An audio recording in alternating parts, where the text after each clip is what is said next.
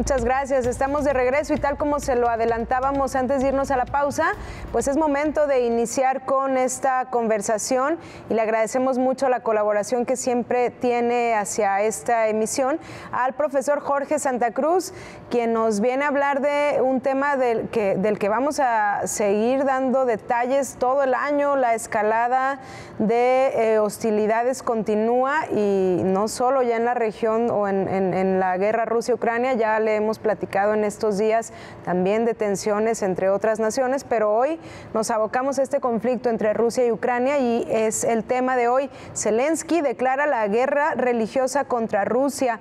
Me imagino que es un asunto mucho más complejo que católicos contra ortodoxos. Platíquenos, profesor, qué gusto saludarlo. Bienvenido y lo escuchamos. Ceci, muchísimas gracias, la saludo con el gusto de siempre, al equipo le envío un saludo a Ceci. Fíjese, Celia, las guerras por lo general han desatado motivos de índole militar, territorial, económico, político, etc. La mayoría de las guerras.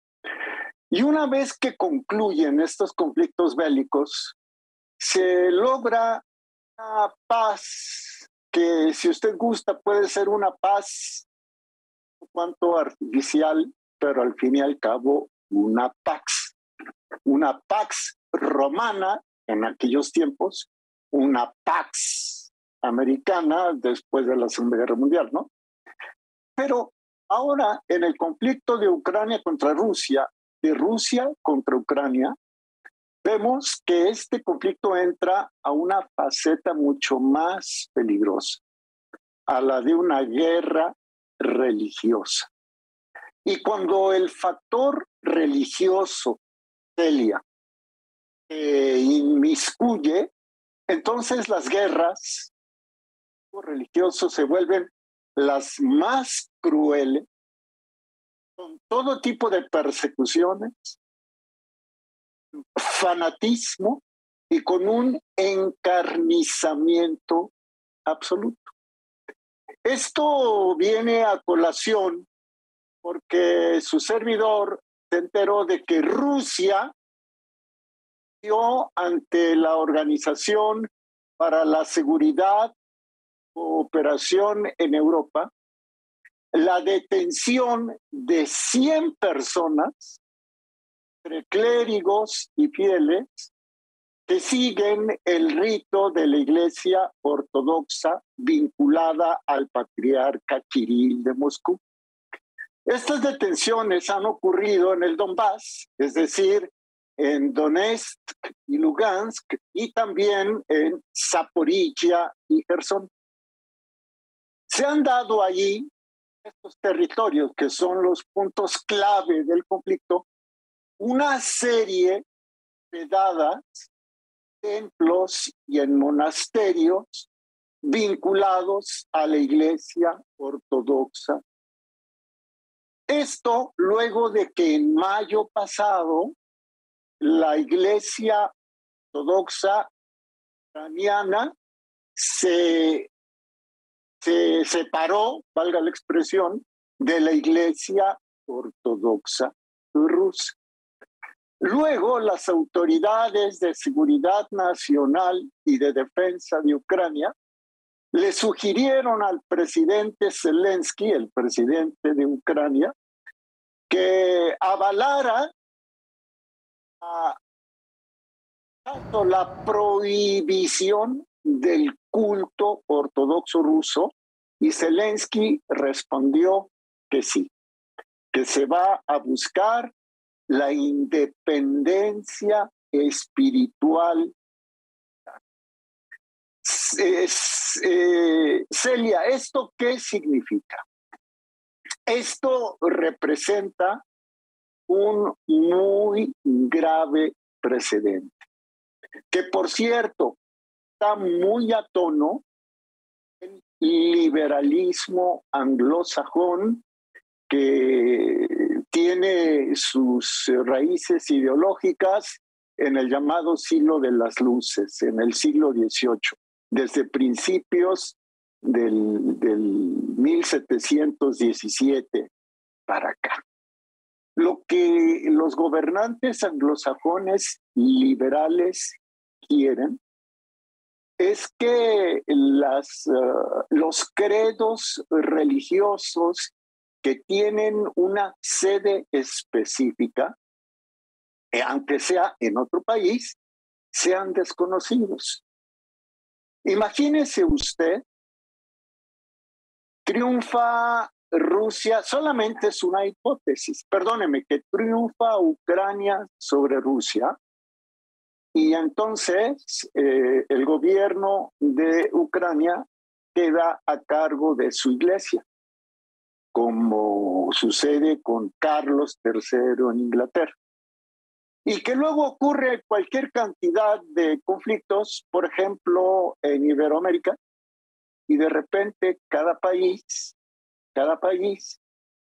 tiene su propia iglesia, rompen con quien usted guste, y los que quedan a cargo de esas iglesias son los gobernantes. Entonces, y con esto concluyo, lo que sucede en Ucrania es, primero, que ya no nada más es una guerra de carácter económico contra Rusia, o de Rusia contra Ucrania por cuestiones económicas, territoriales, étnicas, sino que el tema lleva ya una fuerte carga espiritual religiosa. Esto prolongará,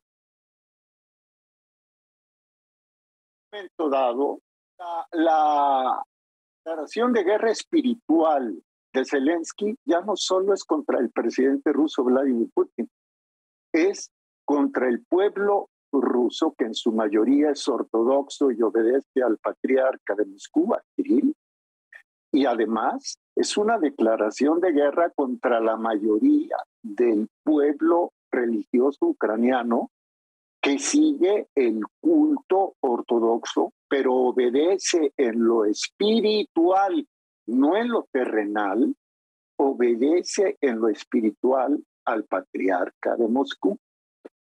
De continuar esta serie de redadas, Rusia denunció apenas ayer ante la Organización para la Seguridad y la Cooperación Europea que hay 100 personas entre clérigos y fieles detenidos por la fuerza pública de Ucrania en Donetsk, Lugansk, Zaporizhia y Gerson. De continuar esta persecución, entonces lo que sucederá es que habrá una respuesta rusa mucho más intensa. Si hay algo que caracteriza al pueblo ruso es su misticismo. Y si en este momento se pudiera hablar, así condicionado, se pudiera hablar de que hay ciertos sectores de Rusia que son escépticos a la guerra, le podría decir que de continuar estas persecuciones, la mayoría del pueblo ruso apoyará al presidente Vladimir Putin. Es un tema bastante grave, bastante delicado, que amerita que se le dé seguimiento. Celia.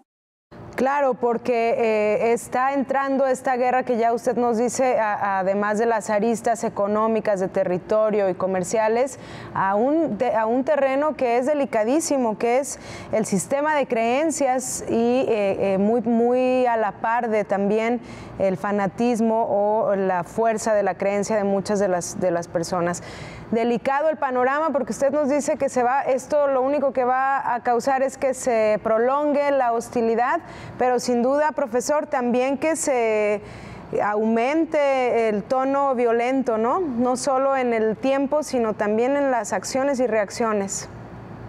Totalmente de acuerdo, y sabe que veo, y lo digo ya para concluir muy rápido, veo que Zelensky complace con esto, élites anglosajonas, y sienta perdóneme que lo reitere, un peligroso precedente de romper la unidad de los credos, de secularizar a las religiones y dejarlas bajo el control de los políticos. Delicado, delicado sin duda.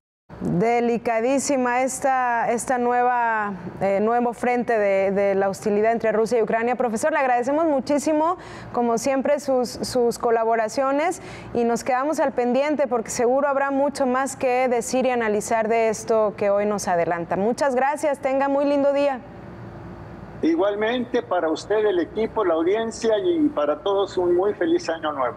Igualmente, un abrazo con mucho respeto. Muchas gracias a nuestro colaborador, gracias sobre todo a usted que estuvo atento en esta emisión de martes en Señal Global. Le reitero mi agradecimiento por su sintonía a nombre de mi compañera Cecilia Saldaña. Pase bonito martes, nos vemos el día de mañana.